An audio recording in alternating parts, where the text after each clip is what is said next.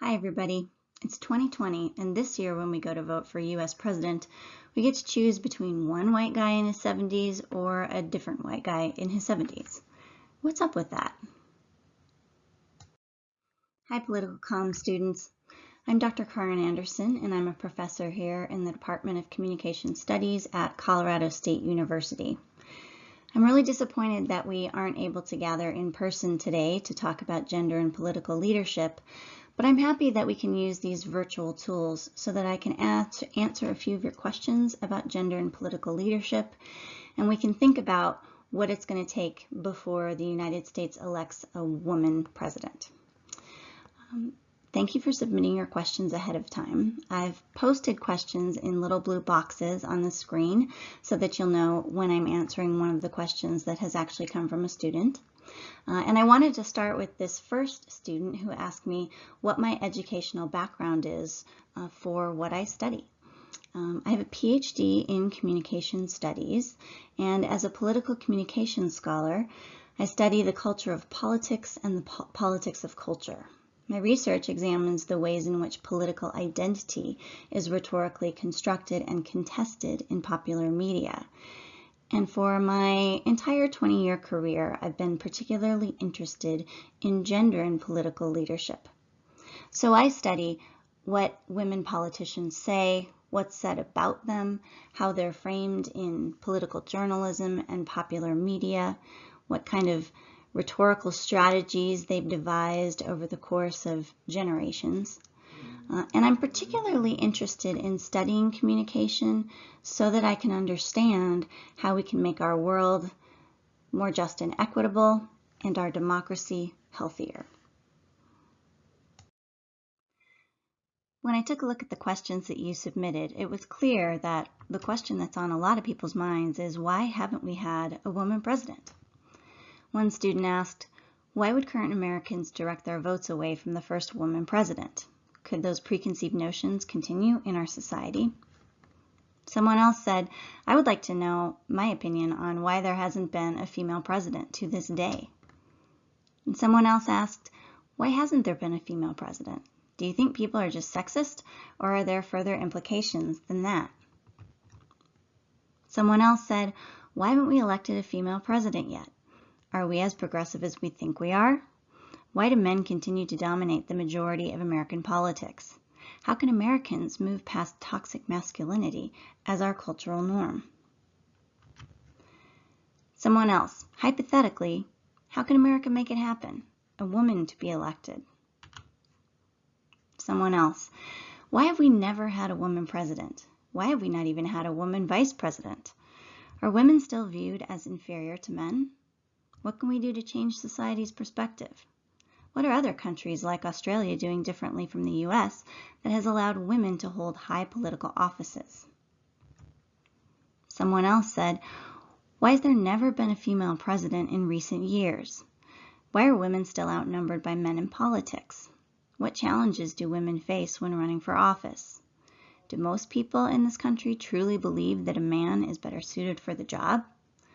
Why is that? So a lot of people want to know, why hasn't there been a woman president? So why hasn't there been a woman elected president in the United States? Some people ask me, is it because women didn't run for president until recently? Or is it because women haven't historically filled the political offices that position candidates for presidential races? Some people wonder if our system of government has anything to do with it. Or is there something different about the office of U.S. President that disadvantages women? Is it because of sexism? The truth is there are a lot of reasons, and there are complex forces at play. The point of this presentation isn't to explain all of those forces, but instead to introduce you to a few arguments from communication scholars that help us understand and question some of our assumptions about women in leadership, and that encourage us to pay close attention to how women candidates and leaders are framed in the media. You might assume that before 2020, Hillary Clinton was the only woman who'd run for U.S. president. The truth is, however, that women have been running for U.S. president since before they obtained the right to vote nationally in the United States. That's right, in 1872, Victoria Woodhull became the first woman to run for president, and quite a few women sought third-party nominations after Woodhull's initial run. In 1964, Margaret Chase Smith became the first woman candidate for a major party nomination when she sought the Republican Party's nomination. And in 1972, Shirley Chisholm did the same thing, seeking the Democratic Party's nomination. In that run, she also became the first black candidate for a major party's presidential nomination. It wasn't until 2000, however, when people started to talk about women's presidential bids as quote-unquote credible. Elizabeth Dole ran in 2000, and people talked about her as the first Republican woman to launch a credible presidential primary bid.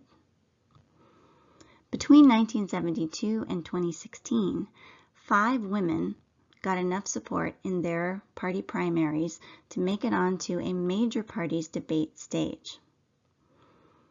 In 2008, Hillary Clinton became the first woman to win a presidential primary state, and she was actually favored to win the Democratic nomination for quite a while, until Barack Obama's unexpected meteoric rise to the top of the polls. She was back in 2016, however, and in that year, although she lost the general election race, she became the first major party presidential nominee and the first woman to win the popular vote. These are just a handful of the many women who've run for president throughout the years. And although women have a long history, over a century's worth of track record of running for president, it's interesting the ways in which we talk about each woman as a first of her kind. So women are always viewed as kind of perpetual presidential novices. What this history reveals is the reason that women have not been elected to U.S. president actually isn't that they haven't been trying. They've been trying for over a century. Another theory that people posit is that women haven't been elected U.S. president because they simply haven't risen to the top of the political hierarchy, and not many of them have filled the political offices that position candidates for presidential races. We tend to pick our presidents from the ranks of governors, U.S. senators, and former vice presidents. Now, there certainly have been women who were positioned to run for president in some of those roles. We've had very popular and successful governors like Ann Richards, Nikki Haley, and Christine Todd Whitman. There have been women vice presidential hopefuls in Sarah Palin and Geraldine Ferraro, who both were on the vice presidential ticket for the Republican and Democratic parties, but their running mates failed to win the election. We've had foreign policy experts like Condoleezza Rice, who was a member of President George W. Bush's cabinet. And there have been scores of women in the Senate. During the 2020 presidential primary, when coverage of Elizabeth Warren's presidential bid got pushed to the side by journalists who were very excited about Pete Buttigieg and Michael Bloomberg, I tweeted this in frustration. It seems like at the moment when women got enough experience to really start filling those launching roles, well, that's when America decided that they didn't matter so much. Democratic systems do matter when it comes to gender and leadership. There are broadly 2 kinds of democratic systems in the world, parliamentary and presidential. Now, in presidential systems like the one we have in the United States, voters vote for individuals. Those individual candidates are representative of their parties and leaders of their parties, but they're on the ballot as individuals. In parliamentary systems, parties are on the ballot, and the parties choose their leaders internally. Now, historically, parliamentary systems have done a better job of promoting women up through their own ranks. And that's why a lot of the really strong women leaders that we remember from the 20th century came up through parliamentary systems. People like Golda Meir, Margaret Thatcher, and Indira Gandhi. And currently, one of Europe's strongest leaders in the early 21st century was German Chancellor Angela Merkel.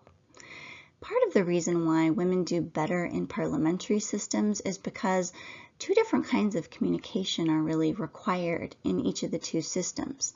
In the presidential system, you've got to be really good on the stump, and your candidacy has to be credibly framed by the media so that people who don't know you or even know much about politics think that you would be a good leader. You have to resonate with the individual voter who doesn't know you at all. In parliamentary systems, however, women are being promoted by people who work with them on a daily basis, who know them very well. Skills such as interpersonal communication and deliberation, dialogue, compromise, skills that women tend to excel at, well, those are rewarded in parliamentary systems. So it's very true that parliamentary and presidential systems have implications for gender. The good news is women are continuing to do better and better in presidential systems in the 21st century. Many people might assume that the United States is a leader on gender and leadership, gender progressivism. We think of ourselves as a fairly progressive country when it comes to women's rights. But the Interparliamentary Union does an annual assessment of percentages of women in politics all around the world. And you'll see that the United States is not in the top 5, it's not even in the top 10. It's in fact ranked 81st in the world in terms of representation of women. And why is that? Well, there are a lot of reasons. Some of the reasons are that in some countries, they require that a certain percentage of their parliament be populated with women candidates. In the United States, we don't have any sort of quotas like that. There are also complex factors that relate to campaign finance and funding that are different in the United States. And historically, it was hard until late in the 20th century for women to get people to finance their campaigns. But it's really striking to note that even today, we rank 81st in the world in terms of women's representation. When reflecting on why we haven't yet had a woman president, we should take a little bit of time to reflect on the uniqueness of the role of a U.S. president. This is a role that's come to be called the leader of the free world, and since its inception with George Washington and his family, we've loaded a lot of symbolic significance into the office of U.S. President. The president has been regarded as the quote-unquote ideal citizen or a paradigmatic American man. The first family, historically and traditionally, has been an important symbol of the heteronormative nuclear family. So switching gender roles, if you have a woman president, to the president and first gentleman, throws some of these familiar expectations out the window, and a lot of people find that disconcerting. Additionally, the U.S. president is not just the head of state, they are the commander-in-chief. In the 20th century, a record of military service was treated as almost a prerequisite for presidential viability. Although women have served in the U.S. military in various capacities since the early 20th century, they haven't historically been permitted to rise in the ranks and be battle-tested like men until fairly recently. For both of those reasons, when many people hear the word U.S. president, they think of a man. So is sexism to blame? It certainly is in part. If you take a look at the long list of people who've been U.S. president, it's clear that there are norms of whiteness and masculinity that are very, very hard to overcome. But it's not just enough to say that sexism is keeping women out of the Oval Office. We have to understand a little bit about how that sexism is communicated and understood. How, for example, did the most diverse primary in the nation's history, produced 2 finalists who were white guys over the age of 70. And how do we end up with a general election contest in the year 2020, where again we have to choose between 2 white guys in their 70s? One student asked, how do most Americans feel about female presidential candidates? Well, that's a complicated question. In many polls, people are very enthusiastic about the prospect of a woman president. In this one that's on your screen, for example, over 90% of Americans say that they would be willing to vote for a woman presidential candidate from their party. There's something important about that result, though. This result comes when you poll people about a hypothetical woman candidate. So people conjure up a sort of general image of a woman who they agree with, who represents their issues, who they have confidence could win, and they say, yeah, I can imagine myself voting for a woman. When you're polling about actual women candidates, however, the story changes radically. No woman candidate in history has received that sort of enthusiastic support from the American electorate.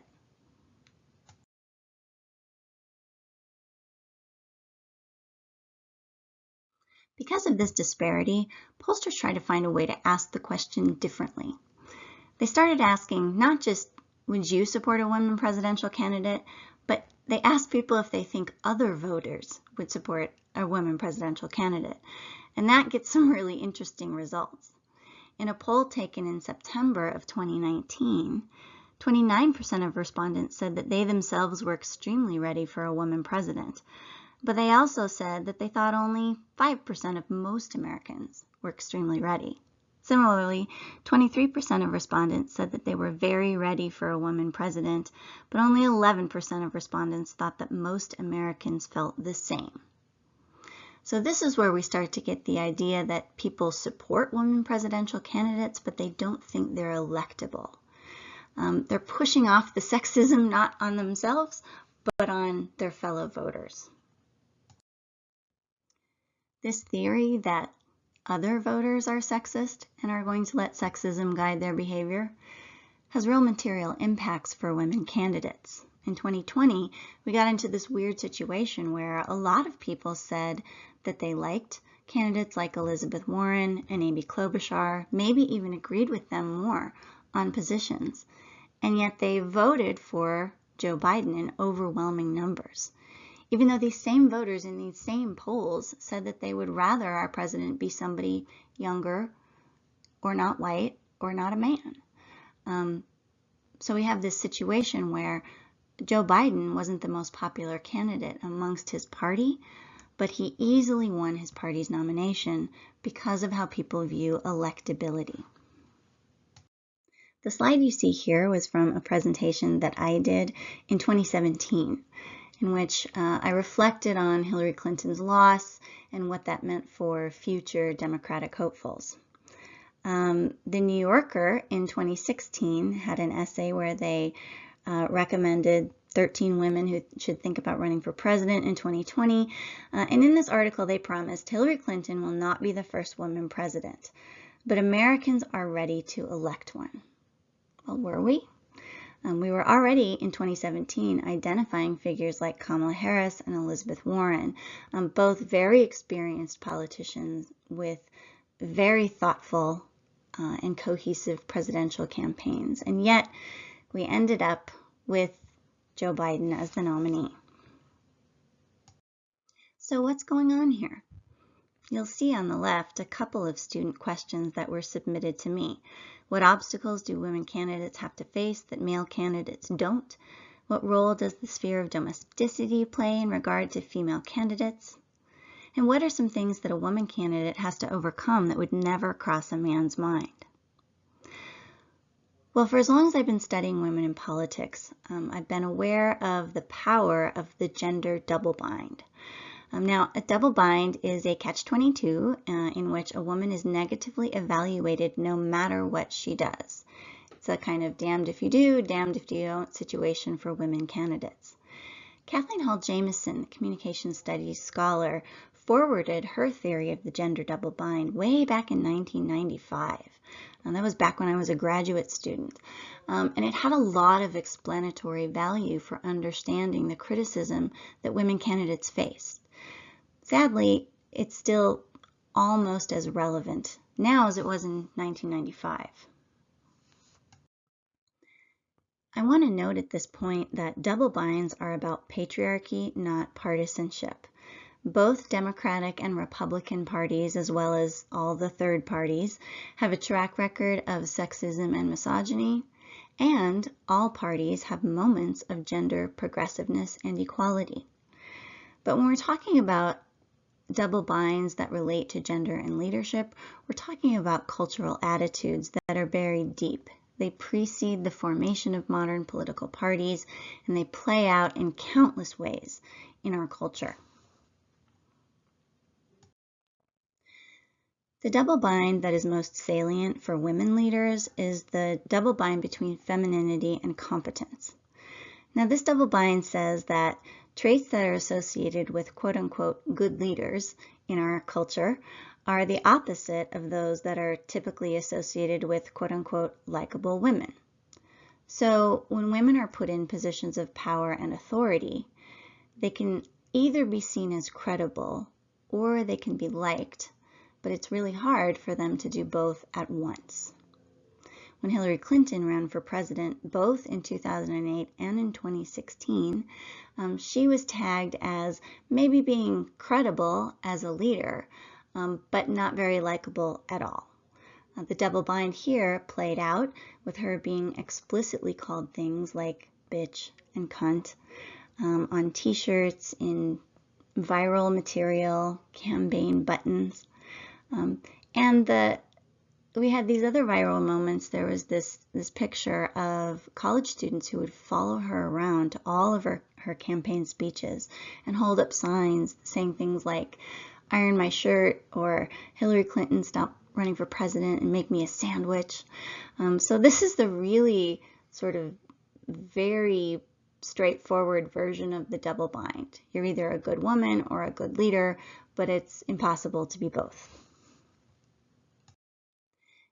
In 2020, I was pleased that instances of people calling women candidates in that race bitch and cunt were not nearly as frequent or explicit as they were with Hillary Clinton. But that doesn't mean that the double bind went away.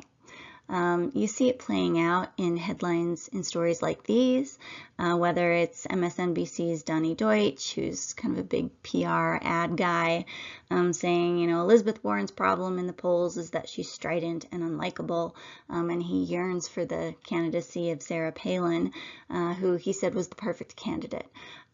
What's interesting about that comparison, of course, is that Sarah Palin is probably one of the most conventionally feminine and sexually attractive female politicians to come around in the last 20 years. And so Deutsch was just very bluntly articulating the double bind between femininity and competence. We had another conservative pundit write that column, I'll say it, Elizabeth Warren isn't likable. And then there was the flip side, which was actually maybe we do like her, but because we like her, we think maybe she won't be able to beat Donald Trump.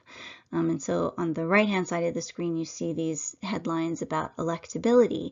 And that electability discourse is just another version of the femininity competence double bind. We can like you as a woman candidate, but if we like you, that means that you're probably not going to be able to be elected. I've been studying women's bid for U.S. president really closely since at least 2008, and I've been studying gender and leadership for my whole academic career.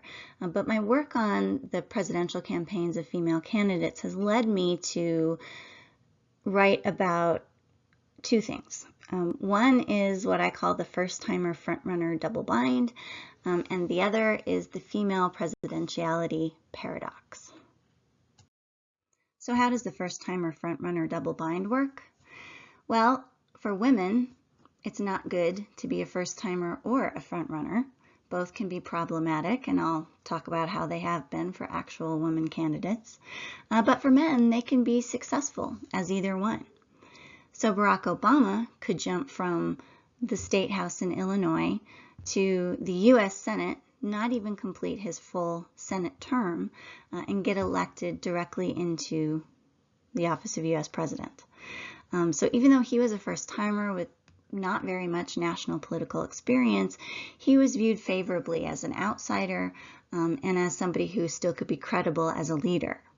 But you get a figure like Shirley Chisholm, who was also a member of U.S. Congress, and her first-timer run, she was seen primarily as a symbolic candidate, important because of her gender and her race, but not really given a lot of credibility as a potential U.S. president.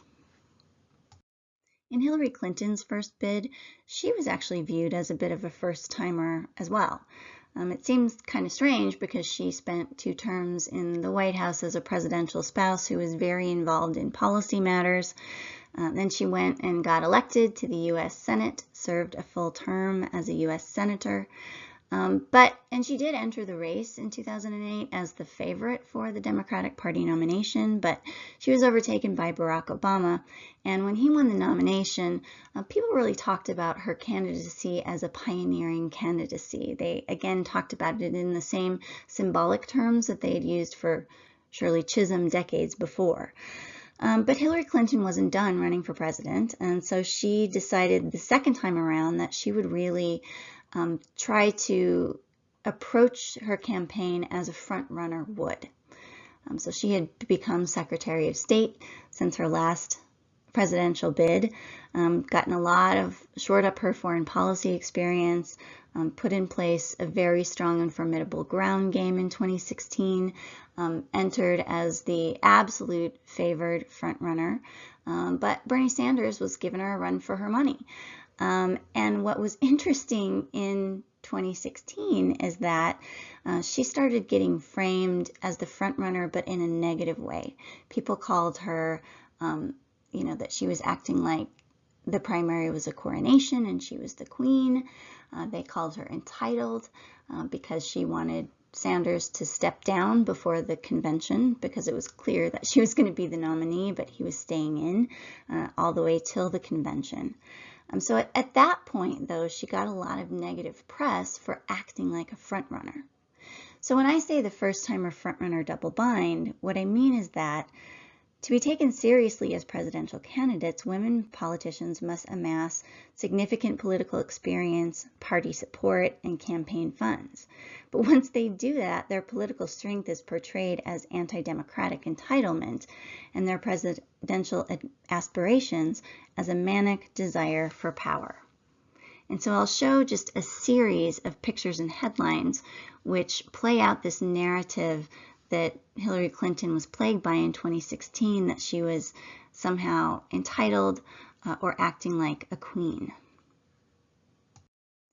Here's a small sample of how that coronation narrative played out in editorial cartoons and headlines in papers across the country. What's notable about the coronation narrative is it's particularly anti-democratic. And there's something else about using a queen metaphor for a woman presidential candidate. Queens were, of course, our first female executive leaders. And in Great Britain, they have a tolerance for women in politics, in part because they have a history of strong queens, people like Queen Elizabeth and Queen Victoria. But here across the pond, we have a special contempt for monarchical power, for power that we view as inherited or entitled. And so because Hillary Clinton had been the spouse of a U.S. president, and because she entered the 2016 race as a very heavy favorite, rather than things that should have counted in her favor, her experience and her preparation, they were just used to feed this anti-democratic narrative. Another iteration of this narrative is this entitlement narrative. So they don't literally call her a queen whose power is bestowed by a title, but they castigate her for thinking that she should be president. So the entitlement narrative really came when particularly supporters of Bernie Sanders didn't like Hillary Clinton's belief that he should bow out early in the primary cycle, as early as he did, ironically, for Joe Biden in 2020. He didn't do that for Hillary Clinton in 2016. And when there was some debate about that, the criticism landed on Hillary Clinton as though she thought, she deserved the presidency. And there is a gendered dimension to that entitlement narrative, and that is when men are frontrunners for political offices, we call them strong, we call them successful, prepared, they're good candidates. And of course, they're winning because they're good candidates. When women do it, and they're ahead, and they're strong, and they're prepared, at least in Hillary Clinton's case, it got read as, oh, who does she think she is? She thinks she deserves to be president. So there's that piece that men are prepared and women are entitled. An ironic coda at the end of the 2016 primary was in an interview when Bernie Sanders was talking about delegates versus superdelegates and who should get what at the convention. They were following particular rules that were set up by the Democratic Party that Bernie Sanders didn't particularly like. And the soundbite that came out was, if I win a state with 70% of the vote, you know what? I think I am entitled to those superdelegates. And it was just funny to me to watch that play out because he wasn't criticized for saying that he was entitled to delegates that actually the rules that were enforced at that campaign did not entitle him to. So after months and months of criticizing Hillary Clinton for acting like she was so entitled, he actually said, I'm entitled to something that the rules say I'm not entitled to. And he didn't get any flack for it at all. I observed the first-timer frontrunner double bind happening when I compared the 2008 and 2016 presidential primary contests, that Hillary Clinton was not well received as either a symbolic first-timer or a heavily favored frontrunner. In the 2016 general election between Hillary Clinton and Donald Trump, something else was going on. Her loss was, again, a surprise. People were not expecting it. And when I thought about why somebody as organized and well-funded and connected as Hillary Clinton was in 2016 lost to a candidate who was novice and untested and outside of politics like Donald Trump, the interesting thing about Clinton and Trump in 2016 is they both had pretty low favorability numbers. Neither one was particularly liked across the board, except by people other than their fervent supporters. So the question is, why didn't Hillary Clinton's experience count? My explanation I've taken to calling the female presidentiality paradox, and it's like, this is what it is. The factors that cast Clinton as a credible presidential candidate simultaneously disqualified her in a change campaign. So paradoxically, her electability made her unelectable.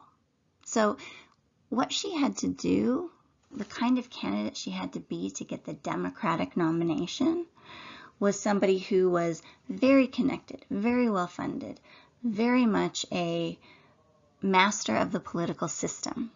Right? Could pull all of those levers. If she hadn't have been that, she wouldn't have gotten the nomination. So Barack Obama was able to sort of come in, even like Bill Clinton, when he was elected, he was sort of this Arkansas governor from the Hicks that nobody really knew. Both of them vaulted in as this outsider, but they were seen as credible enough to be nominated, and they got to sort of take advantage of that outsider status in the general election. Hillary Clinton wasn't an outsider, so let's just say that, but also she would never, a person like her and a woman wouldn't get their party's nomination with that little political experience as a, Barack Obama or a Bill Clinton. Trump, however, could. He could get the nomination of his party having absolutely zero experience. So the problem for Hillary Clinton is, in order to get the primary nomination, she had to be this insider, but that made her de facto unelectable. in a change campaign, which is what 2016 turned out to be. The failed presidential candidacies of Hillary Clinton and Elizabeth Warren and Kamala Harris and Amy Klobuchar and Kirsten Gillibrand and on and on and on does, I think, beg the question, all right, what should women candidates be doing when they run for president? And I have up here a bunch of questions that you all asked that are kind of circling around that theme. How can women presidential candidates overcome being set back due to their gender? How do they get out of this bitch label? What rhetorical tools can women use? How can women combat stereotyping and mislabeling when they're running for president? How do they fight unconscious stereotypes? And what character traits do the most successful women politicians possess? So it's an interesting thing because in the aftermath of the 2008 election, my colleague and co-author Kristina Sheeler and I were looking at that election, both at the treatment of Hillary Clinton, but also Sarah Palin in the general election.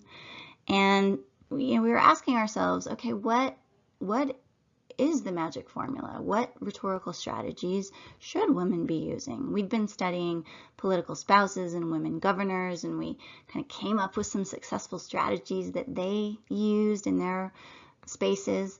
So we were going to do the same thing with our second book. We were going to write a book about what women candidates needed to do to respond to the constraints that they were faced with.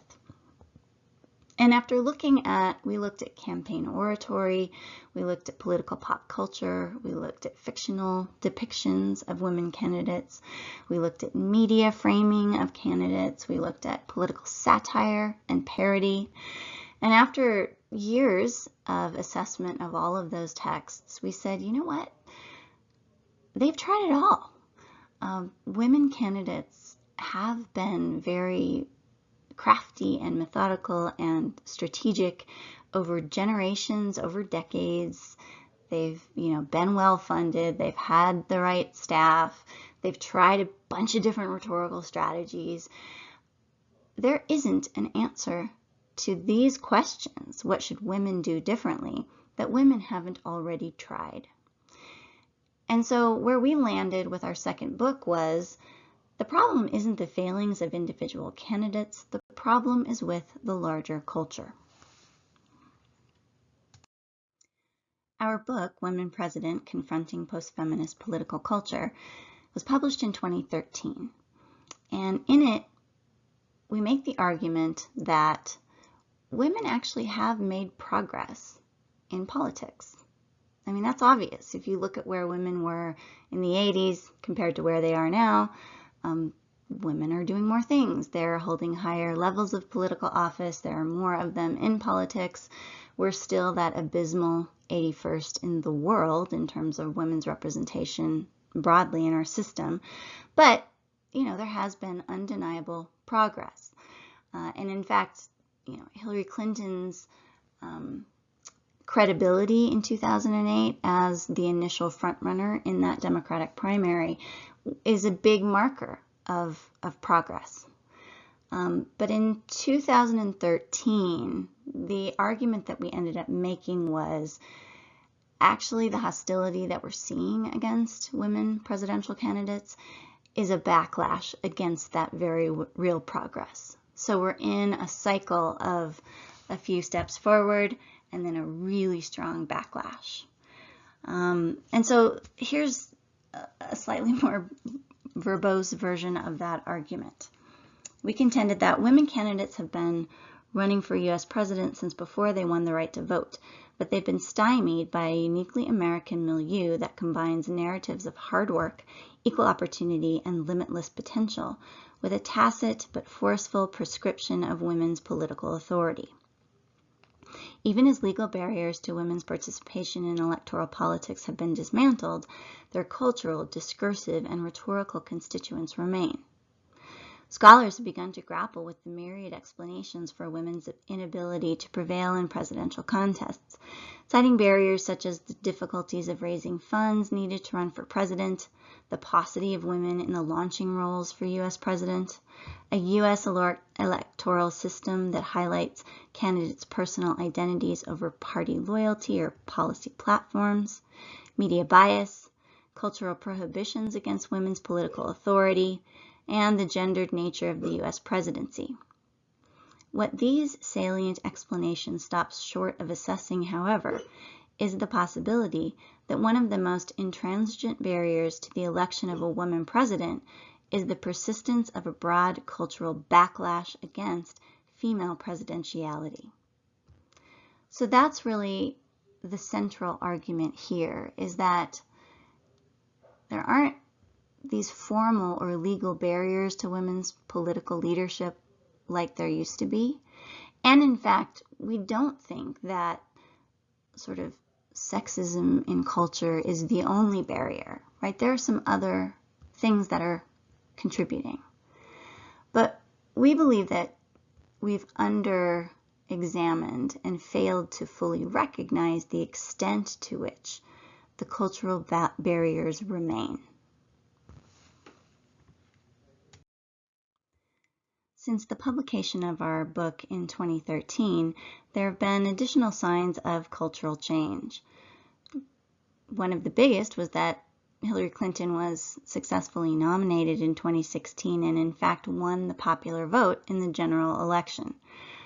That was in fact because of the ways the voters were configured, didn't help her in the Electoral College, and so Donald Trump is president. But the fact that a woman won the popular vote is a really, really big step forward. We see more steps in 2020. Equally important, I think, perhaps even more important, was the depth of the Democratic primary field and the fact that there were 5 women who stayed quite a long way into the primary. And the reason that that's so important is that for the first time in 2020, we didn't have just one woman candidate where people were kind of foisting all of their stereotypes and assumptions about women into this one vessel of a candidate. And Hillary Clinton, as the vessel that sort of all of that stuff got poured into in 2008 and 2016, I mean, she's an unusual political figure. It's unusual that somebody has been a first lady, a senator, and a secretary of state. That doesn't happen. And she was unusual in terms of the antipathy that she and her husband got from their enemies. And how long they had been around. So to say, you know, the way Hillary Clinton is treated is a sign of how all women candidates are treated, you know, we don't say that, and that's not sustainable. It's very constructive. It was very constructive in 2020 to see different kinds of women running in different kinds of ways. And to see that be rewarded fairly well along into the process. Now, the flip side is, yet still somehow we nominated a white guy in his 70s. And so what you see if we talk about cultural change is really the swinging of a pendulum. You know, we get the momentum for Hillary Clinton, and then the pendulum swings back and we actually elect Donald Trump. And Donald Trump's election makes space for more women and different kinds of women to run in 2016. And then the pendulum swings again, and we end up with Joe Biden as the Democratic nominee. So I guess my point is that we shouldn't deny the progress that is being made, but as we acknowledge it, we can't substitute that for a real consideration and a close and careful consideration of the ways in which misogyny and sexism are still shaping how we view these candidates. So that's the most comprehensive answer I can give to the question, why haven't we elected a woman as president, in 45 minutes. That's kind of a distillation of much of the research that I've done over the last 20 years. And clearly there's a lot for us to still discover. So it's a very interesting conversation as we go forward. Before I conclude today's discussion, though, there were some questions from students that I didn't get to specifically address. And so in the last few slides, I'm going to take those on one by one. So one question is, I would like me to address the intersectionality of women of color running for president. I think it would be super interesting to look at the Democratic race and analyze why each woman was at a disadvantage and why they were unable to get ahead. So let's do a quick breakdown of some of the women in the 2020 Democratic primary. And I do think intersectionality is an important word there. And for anyone who's not familiar, intersectionality was a theory that was put forth by a feminist legal scholar, Kimberly Crenshaw. And she said that, you know what, laws, policies, specifically policies at work, impact people differently depending on their identities, and specifically how those identities intersect with various policies. And so women are all affected by sexism as women, but some women, say women of color, are doubly disadvantaged by both sexism and racism and the ways in which sexism and racism intersect in our culture. And there are a lot of points of intersection. Sex and race are two. We can also talk about ability or disability. We can talk about sexual orientation, gender identity, class. So there are a lot of points of intersection. And so we do want to consider the ways in which running for president was very different for Kamala Harris than it was for Amy Klobuchar, for example. Now, I do think the question of what hampered or what disadvantaged each of the women in the 2020 primary is a question that's in some ways related to intersectional identities, but in a lot of ways it was related to policies that they promoted.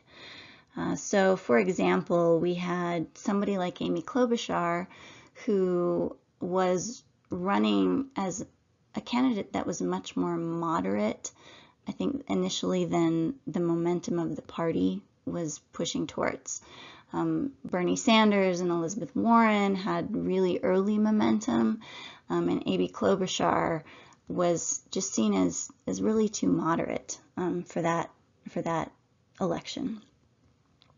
You had Kamala Harris, and Kamala Harris is a well-liked candidate, and I think she's probably going to be on the short list for Joe Biden's vice president. He said his vice president's going to be a woman, so we'll see. One of the things that was tricky for Kamala Harris, though, is that she had been a prosecutor. That's how she came up. Before she was a U.S. Senator, she was a prosecutor, and she was a prosecutor in California. And so a lot of the Democratic constituency didn't like her kind of law and order stance in California. It negatively affected, some people believed, a lot of black men. So she didn't have the support amongst the black base, largely because of her grounding as a prosecutor. So that made it hard for Kamala Harris. We had somebody like Kirsten Gillibrand. She really tried to come out of the gates as the woman's candidate. She always answered questions with the gender answer. And I actually think that was too narrow of a profile for her. She got overtaken by a figure like Elizabeth Warren, who could talk about gender, but also as often and as comfortably talked about economic and class issues. Why did Bernie Sanders end up overtaking Elizabeth Warren? I think largely it was because he had built a base of his own in 2016, and he was sort of working from that momentum. And I do think, you know, that this sort of issue of electability that I explained in my, our earlier conversation has real sexist implications. I think that those negatively impacted Elizabeth Warren. I think if she was a man with a similar profile, she probably would have come out the nominee. But with respect to intersectionality, I'm excited that figures like Kamala Harris are on the short list for Joe Biden's vice presidential pick. And Stacey Abrams, who you see there, she almost became governor of Georgia, lost that election, but started right away with her momentum that she built in her home state to talk about voter registration and voting rights all across the South, and has developed a really strong constituency in the South very, very quickly. And so she's also, a lot of Democrats would like her to be the vice presidential pick, and they see her as bringing sort of some progressive bona fides to a more moderate Joe Biden as a candidate. So there are some exciting things going on with women of color when it comes to the vice presidency. We'll have to see what happens.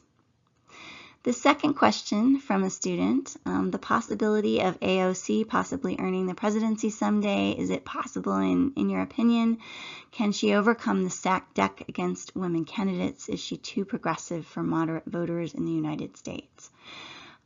So yeah, we've heard a lot in the news about the group of women of color in Congress called the Squad, because they are political allies. They share a lot of the same beliefs, and they support each other vocally in the media when one of them is attacked.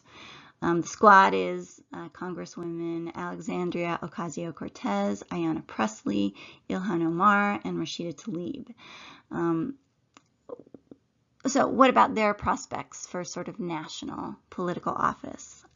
It's important to note that they represent very liberal districts, and so they're representing their constituents as progressives that are way far to the left, and that's consistent with the districts from which they hail. But yeah, normally the conventional wisdom would be it's going to be really hard for somebody that far left to be a national candidate. But one thing that the 2020 primary has taught us already is how far left a dynamic progressive candidate can pull a party. So in part, with sort of Alexandria Ocasio-Cortez pushing, from one side, and Bernie Sanders pushing from a different side, the Democratic Party got pushed left in this cycle. So I think that I would never want to say, there's no way somebody like in the Squad couldn't become president in 20 years. I think for sure that's a possibility. And the fact that we have actual people that we can point to as exemplars and think about what might be their career 20 years from now, I think is a sign of progress that I'm excited about. Next question. Do I believe we're more likely to see a conservative female president than a liberal? That's a great question. 10 years ago, most of the people studying gender in the American presidency would have said a conservative.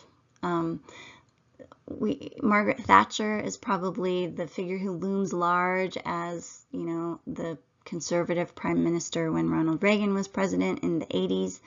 So a lot of people, we have a model for how that looks, for what that looks like. And then I think in the early 2000s, the Republican Party was moderating quite a bit on cultural issues. And there were some, pro-choice women Republicans who were very fiscally conservative and sort of generally well liked on both sides of the aisle. People like Christine Todd Whitman would be examples. And I think a lot of us thought that was probably going to be our first female president, was somebody like that. What we didn't really expect was the emergence of the Tea Party and Donald Trump, and the way that would activate some of the culture war issues again, and drive both parties apart from one another and towards the more extreme ends of each side of the spectrum. So I think now we have a hard time imagining a woman candidate rising to the top of the Republican tier and then being sort of equally acceptable to non-Republicans. So we've got like a Liz Cheney who's pretty popular right now in the Republican Party, but she's very, very conservative and probably couldn't get elected to a national office. And the women in the Democratic Party are getting more liberal. So your guess is as good as mine. I'm not sure what the formula is going to be. Second question, why is it that Democrats have more women running under their party than Republicans? I think the simplest answer is more women are Democrats than are Republicans. So the Democratic Party just has more women in it. And a lot of issues that are important to some women voters are issues that they agree with the Democrats on. So I think that that's probably the primary reason. I do think as we see this resurgence of kind of, for lack of a better word, kind of old style patriarchy emerge, where we've got, a Trump Pence, a sort of Mike Pence is the, another leader in the party who's very conservative on social issues and at odds with the way even women in his party see a lot of policy issues. I think it's harder to imagine a woman ascending to the top of the party in that context. Third question, will a woman need to be a VP before a woman can become president? Does being in one party over the other help a woman's chance of becoming president? I don't know if we're going to have a woman vice president before we get a woman president. We've had 2 women vice presidential candidates, one on the Republican side when John McCain picked Sarah Palin as his running mate, and then much earlier in the mid-'80s when Walter Mondale picked Geraldine Ferraro. Unfortunately, we didn't see how that played out for women because neither of the men got elected. I don't think that it's necessary. I actually think that if there was a really successful woman governor, governors seem to be a great path to the presidency. So I think that would be a faster, surer bet. But, who knows what will happen with this next cycle. Anything is possible. One student asked, last semester we read Rhymes with Blunt, Pornification in U.S. Political Culture. That's an essay that I wrote that did focus primarily on the 2008 campaign and how Hillary Clinton and Sarah Palin were weirdly, inappropriately, and unusually sexualized.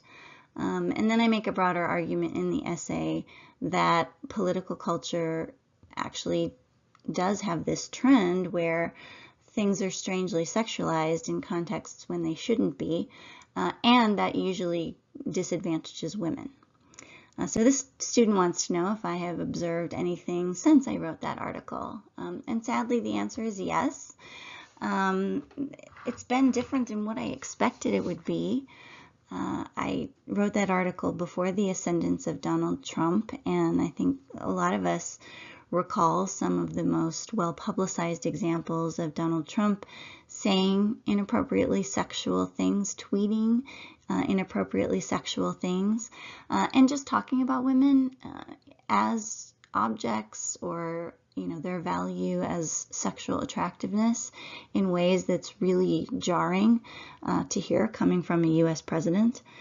So some of these examples from the campaign that we're all pretty familiar with are up on the screen. But I ran across one just a couple days ago. It was actually during, of all things, a coronavirus press conference. And Donald Trump was talking about modeling, meaning the modeling of the virus, the scientific models that people were putting together. That was what they were talking about at the press conference. And then this quotation, he said, I want to come way under the models. The professionals did the models. I was never involved in a model. Well, at least not that kind of a model. And he, laughed it off and he presented it as a joke. But it was such a weird, jarring joke to be told, that we should sort of be reminded that he cheated on his wife with models that he's dated, and that was a funny joke that he thought would be appropriate in the middle of a coronavirus briefing. So yeah, I do think that we have more sexual conversation in presidential politics than we've ever had before, and I do think that's a sign of the pornification of political culture. I've got two more examples that I'll show in the next couple of slides. This second example involves Elizabeth Warren, and it's an interesting case too. The pornification that I talked about in 2008, particularly that was directed at Hillary Clinton, was really sort of gross and mean and violent, and used words like bitch and cunt, and there was just a lot of pent-up aggression that was played out in the way that she was pornified.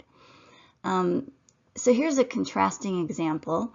Some critics of Elizabeth Warren's, and they're really, honestly, they're kind of like right-wing conspiracy theorists and sort of publicity hounds. They're not serious political people, but they were operatives and they were trying to get something started.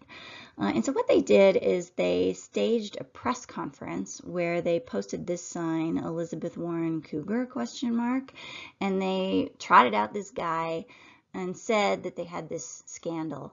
They'd uncovered this scandal. They said, we found out that Elizabeth Warren was engaging in violent S&M sex with a 24-year-old Marine. So she's this sexual deviant cougar, was essentially the press conference. And immediately, nobody really took it seriously. Actually, even the guy who was supposedly the 24-year-old Marine was kind of laughing his way through the press conference, I had heard. So it was this sort of silly stunt. And Elizabeth Warren responded to it in kind. She tweeted what you see in the image next to it. It was a veiled tweet. It wasn't an explicit acknowledgement of the press conference, but she just tweeted, "Oh, it's a good day to be reminded that I got where I am because of a great education. It was available for $50 a semester at the University of Houston. Go Cougars. We need to cancel student debt and college for everyone, free college for everyone who wants it." So yeah, she wasn't specifically addressing it, but was very clear about the cougar angle and was very clear to make fun of it. And that played well for her. She got good coverage both on Twitter. You see that the person tweeting out the press conference picture said, "Oh no, how will she ever come back from that?" And then, she got some positive spin in the media. So that wasn't nearly as troubling, I think, as early examples of pornification. And it showed, that women have a little bit of maneuverability, maybe more than women had in 2008, to turn something like that into a joke that nobody takes seriously. The last recent example that I'll talk about is unfortunately a bit more troublesome and more negative. It wasn't playful like the Elizabeth Warren example. These two examples involve Alexandria Ocasio-Cortez, and the one on the right was a sort of tweet interaction that happened when some people said that they found a nude picture of her, except it wasn't her, it was just feet, and you didn't see the person, and it was just feet. But somehow, how the picture was taken, it suggested that there was a nude selfie, and it alleged that it was her. And that was promoted by the conservative website, the Daily Caller. And it was debunked really quickly. People found out who the real person in the model, whose feet it was, they found out. And again, it was a completely made up story by somebody on the fringe that made its way into mainstream media.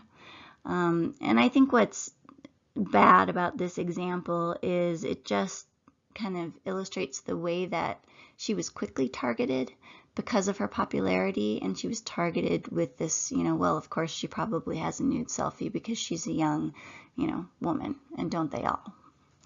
On the left side of the screen, you see a slightly different kind of interaction, and this is an interaction that happened on a conservative show where Ocasio-Cortez's name just came up with respect to politics. They were talking about politics. But then as it came up, the guest and the host started bantering about her supposed sexual attractiveness. So one saying she's kind of cute though, and then the other saying, well, throw that picture back up. You're telling me that that's cute? I mean, I know you have a thing for Kamala Harris too. And then the guy, answers back, well, there's nothing wrong with a little bit of crazy, man. A little bit of crazy can't be bad. I'm not thinking of marrying them. I'm just thinking of a date or two. So, I mean, it's pornification because in the middle of a conversation that was otherwise about politics, they start remarking on, her the physical attractiveness of multiple women of color. And in this case, there's that ugly, I don't want to marry them. I just want to date or two. That would be fun. And so not very thinly veiled is this, stereotype of women of color, being easy, being, men of privilege, have sex with women of color, but they don't marry them. All of that discourse is circling underneath the surface. And it's just really too bad that we still, not only that the ugly stereotype still exists with respect to anybody, but that it is the first thing to come to the fore when you're having a conversation that's otherwise about politics. The next question states, I have had a conversation with my mom about women presidents, and we hypothesized that some women will make judgments based off of emotion. What do you think about this? We do not feel like they do or do not. Just bringing up that point, do you care to expand? I appreciate, that this came up and that you asked the question in the way that you did. And you're not the only one who's had that conversation. In fact, there was a poll just last year in 2019 where people were asked about that. Do you think that women candidates are too emotional to be president? And sadly, a bunch of people did think so in 2019. So let's talk about that a little bit. In the U.S. News and World Report, they covered this poll, and they say, while the study did not define what sort of emotions voters think their elected officials should have, women tend to be judged and punished more for being emotional. That's what experts say. For example, an angry or forceful man might be seen as confident, while a woman expressing those same traits would be viewed as difficult. That right there is the femininity competence double bind, right? That a certain kind of emotion is perfectly acceptable for a man because it fits with the stereotype of male leadership or the model of male leadership, but it doesn't fit with how women are supposed to act. So therefore it must be inappropriate in a woman and not in a man. And then the other side of political emotion, there are fairly prominent men in politics who cry. John Boehner kind of got teased a little bit because he would tear up so often, but George W. Bush famously teared up when he was talking about 9/11, as well he should, right? That's appropriate. Barack Obama also tearing up in the face of tragedy. And the point there is that these displays of emotion are also acceptable for men, but not for women. That if women were to do it in those contexts, they might be seen as soft or not up to the job of combating terrorism or, whatever the case may be. So we have this poll where we know that some people think that that's a sign, emotionalism is a sign that women shouldn't be president. So we've got an incarnation of the double bind right here. One thing that I thought was really interesting in the 2020 primary campaign era is that women were starting to turn this stereotype around and say, no, you don't get to say that we're too emotional to be president. I mean, and all of this actually goes back to, it's a really old stereotype, and it goes back to when we thought that men were the only ones capable of rational thought and women were governed by their emotions, and we were governed by our emotions primarily because of biology and menstruation. And so, I mean, these are centuries old stereotypes. So they're really ridiculous to be tossing around, in contemporary US politics. But because of that frustration over the fact that people still give this really old stereotype some weight and credibility, women are starting to turn that on their heads. And so after one of the Democratic primary debates, there was these pictures of all of the men on the stage, gesturing and yelling crazily, and Amy Klobuchar is in the middle of them, just kind of staying cool or wondering why they're looking so agitated. So then we get, lines like, judging by recent debates, men might be too emotional to be president. There was an interaction with Alexandria Ocasio-Cortez talking about the emotional things that Donald Trump, in her opinion, has done, and sort of negative male emotions that have gotten the country into hot water. And then I'll show you one more example on this. Glamour magazine took on the topic of who's too emotional in politics. Again, they were trying to flip the script, so their headline said, "Forget unpredictable women.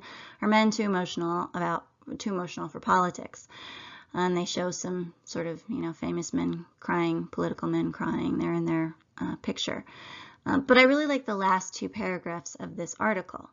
Given that literally dozens of male politicians have failed to master their emotions, it seems fair to ask, are men too labil and undisciplined to hold public office? Or is crying only and literally humiliating and potentially disqualifying when a woman does it? Performative, emotional types of all genders are drawn to politics. There's nothing inherently wrong with showing emotion. It's human, and I happen to think humanity is a good thing, especially in politics. What's not good is losing your temper, punching a reporter, or being too obsessed with Twitter to do your job. It's not stiff upper lips that women need, it's power. So I think that this question about emotionalism and gender in politics is a current one, it's a relevant one, and it's one that we should approach differently, I think, if we understand the femininity competence double bind. That really tells us all that we need to know about this conversation about emotionalism in politics. And this is the very last student question. I usually teach political communication in 75-minute class periods, and that's about exactly as long as this presentation took. So I know that's a little long for an online presentation, but for those of you who are still with me, I'm so glad to have you as part of this conversation. And this last question was one that I was really glad to get. Is there any interesting literature on this topic that I could share with you all? And there's so much. These are all academic books. Well, one, Big Girls Don't Cry, is a trade book by one of my favorite commentators, Rebecca Traister. But these are all books that have to do with gender and political leadership, intersectionality, international voices, domestic voices, U.S. presidents, women in other elective offices. And so if you want to start with some books, I would start with these. There's a few from communication studies as a discipline, a few from other disciplines, but there is a lot of really interesting, great writing being done about women political leaders, and there's a lot of really interesting, important work being done by women political leaders. So thanks for hanging with me for this conversation. If you want to follow up with anything, normally I get to talk to students face-to-face in the classroom, But if you have any follow-up conversations, I'd love to have a Zoom conversation with you about this or any other topic. So I'm right there in the Communication Studies faculty page, Karrin Vasby Anderson. My email's there. Feel free to reach out if you'd like to talk more about gender and political identity.